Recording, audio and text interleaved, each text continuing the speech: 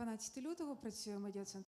12th of February, Media Center Ukraine. I'm Svetlana Nechebrenko. We will talk about the film Summertime in Ukraine and whether there will be a sequel. Volodymyr Tykhyi, the chief director, Anastasiia Tykha, director of the Ukrainian part, and Volodymyr from the Chief Intelligence Department of the Ministry of Defense.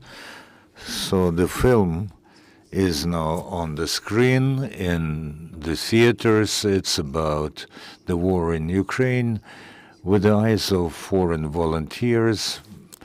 The protagonists of these films are the warriors of the Foreign Legion of the Chief Directorate for Intelligence of the Ministry of Defense. Is it so, and why so? Vavilon 13, the movie association, is filming about the hottest events in Ukraine for 10 years already. We have quite a lot of films about Ukrainian military. They help to reflect on what's happening in Ukraine and also abroad. However, a year ago or so it became understood that the urgency of the Ukrainian topic is lost on the foreign audience, and the media component is almost zero. So there was an idea to shoot a film which would be interesting not because the news is important, but because people in France or Germany or Britain or US are fighting in Ukraine, to look at Ukraine with their eyes. And of course, this is a different level of empathy. We started to work on this. We found partners from the UK who were ready to promote the idea. We started to work on look out for protagonists, and of course we have drawn some scenarios. However, it happened so that our main protagonists were three Americans, and it became clear that this is going to be a film about Americans at war. And of course, there's the acuteness of political situation, which has a taste that America is now the chief force in deciding the future of this war. However, until the end of the summer, or at least until midsummer, these people did not know that they were the protagonists of the film. They thought this was about the unit, but this was a discovery for them. What are the specific features of this film that were also maybe shot for foreign audience? Well, it's done with all in English, and it's also the language of the Western view of Ukraine. It's 99% English language, and it's an immersion into the context, starting from medieval ages, what was going between Ukraine and Russia during this time, why it is always war.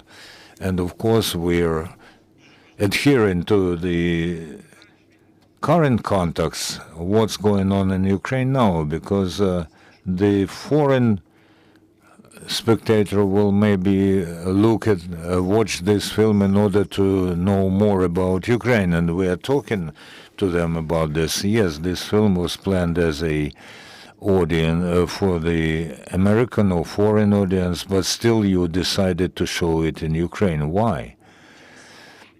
During different intermediary editing stages, we were looking at it with colleagues, with our intelligence people, and we were showing them actually the raw material, but judging from the reaction of our colleagues, it became understood that it would be interesting to look at the film in Ukraine as well. For me, this was a discovery, a huge discovery. I knew about the Foreign Legion, I knew about foreigners who fight on our side, but who are they? What is their motivation? Were questions for me. And I think that during our work, we have discovered this for ourselves from a totally different angle. And judging from my reaction, from my colleagues' reaction, I think that it is very topical if we show and see it in Ukraine. And judging from the reaction of our viewers, we have the hope that we were able to do something. And of course, it is motivating that people from around the world come to help us in our fight. And this, this became probably the main message from our viewers to us, that the film gives the hope that everything will be all right, because if people from around the globe come here, then we have no choice but to win. And it is very important that it happened just now when we have this emotional decline. How many Ukrainians have seen this film? Volodymyr may know. As of yesterday, I didn't know about this number, 15,252 viewers. And as far as the weekend is concerned, we have set the record for Ukrainian documentary films. It became viral. People started to talk about this on TikTok, on X, and Maria launched the initiative that post the stories, tag Babylon 13, and it started to spread. There's quite a lot of information about this film on the net, and people are sending this material to us all the time. Very good that there's an interest in the Ukrainian documentary filmmaking. Mr. Volodymyr, why did the Chief Directorate of Intelligence support this film? I am a representative of the Foreign Legion for Communications. This project was very important and very interesting for us from the very start, as we saw that the topic of foreign volunteers here is not very well covered in the society. Not very many people know how this happens. Of course, many people have seen foreigners, but as a phenomenon, it was not described so far until the film appeared in the language that is understandable to the broad audience. From the very start, we thought that this project had good prospects, and we applied every effort to help them to successfully realize this project. So the Ukrainian audience has had an opportunity to see the film. What about the foreigners who are the direct recipients? Where and when will you show? This is a very urgent topic for us, because when we were making it in summer, we had very bright expectations, but when we finished the movie, and by the end of the year, we saw that the situation has changed dramatically. And now the movie about the war in Ukraine in America is not just about the war in Ukraine. This is a political gesture to an extent. And the biggest streaming platform cannot allow themselves to show it, because it is still not clear how you should see this country. But of course there's a question about what America does to Ukraine, what Ukraine does to America, and what America does in Ukraine. Sooner or later we will clarify this, and then we will show it in America, Britain, France, and other countries of Europe. However, we'll have to wait for at least 2 months now.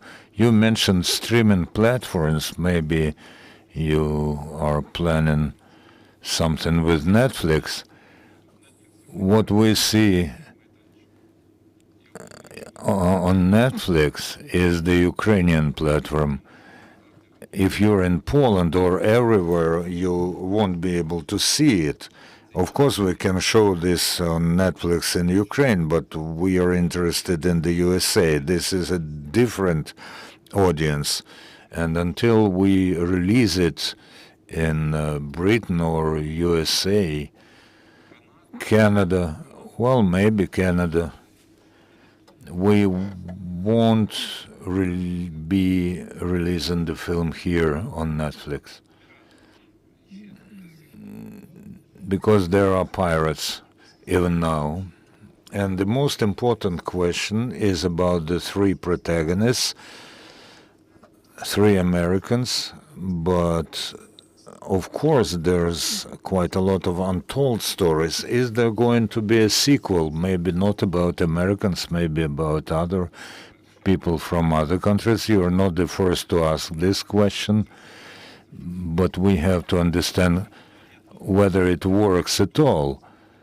For our audience, this topic is not closed. For Western audience, it is not closed. But how to convey the ideas when we tell about our protagonists, I would say this is a practical issue.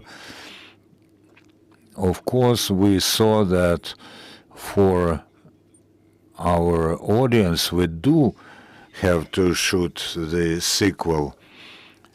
And of course, if the Chief Directorate of Intelligence is not against, we're prepared to do this, because, summer is the best time to shoot a film, because there's quite a lot of daylight. But as far as Western audience is concerned, we still have to get some experience from the meeting of our film with a broad Western audience. Thank you. I hope that showing the film for the Western audience will be successful, and there will be Summertime in Ukraine too.